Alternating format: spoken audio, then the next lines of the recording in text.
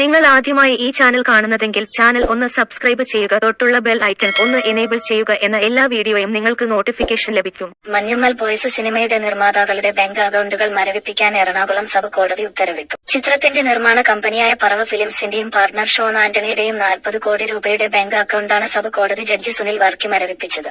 ചിത്രത്തിന്റെ നിർമ്മാണത്തിന് 7 കോടി രൂപ മുതൽ മുടക്കി അരൂർ സ്വദേശി സിറാജ് വലിയതറ ഹമീദ് സമർപ്പിച്ച ഹർജിയിലാണ് കോടതി ഉത്തരവ്. 40% ലാഭവിഹിതം വാഗ്ദാനം ചെയ്ത് നിർമ്മാതാക്കൾ പണം കൈപ്പറ്റിയ ശേഷം ലാഭവിഹിതമോ മുതൽ മുടക്കോ നൽകാതെ കബളിപ്പിച്ചു എന്നാണ് ഹർജി. ആഗോള തലത്തിൽ ഇതുവരെ 220 കോടി രൂപ ചിത്രം കളക്ഷൻ നേടിയിട്ടുണ്ടെന്നും OTT പ്ലാറ്റ്ഫോമുകൾ മുഖേനയും ചിത്രം 20 കോടിയോളം രൂപ നേടിയിട്ടുണ്ടെന്നും ഹർജിയിൽ പറയുന്നു. നിർമ്മാതാക്കൾ യാതൊരു തുകയും ചെലവാക്കിയിട്ടില്ലെന്നും 22 കോടി രൂപ ചെലവ് വരുമെന്ന് പറഞ്ഞാണ് 7 കോടി രൂപ വാങ്ങിയതെന്നും ഹർജിയിൽ ചൂണ്ടിക്കാട്ടുന്നു. ഹർജിയിൽ ചിത്രത്തിന്റെ നിർമ്മാതാക്കളായ സൗബിൻ ഷാഹിർ, ബാബു ഷാഹിർ എന്നിവർക്ക് കോടതി നോട്ടീസ് അയച്ചു. ഹർജി ഭാഗത്തിനു വേണ്ടി അഡ്വക്കേറ്റ് സൈബി ജോസ് കിടങ്ങൂർ ഹാജരായി. ലോകവ്യാപകമായി മലയാളത്തിൽ ഏറ്റവും കളക്ഷൻ നേടിയ ചിത്രമാണ് മഞ്ഞുമ്മൽ ബോയ്സ്.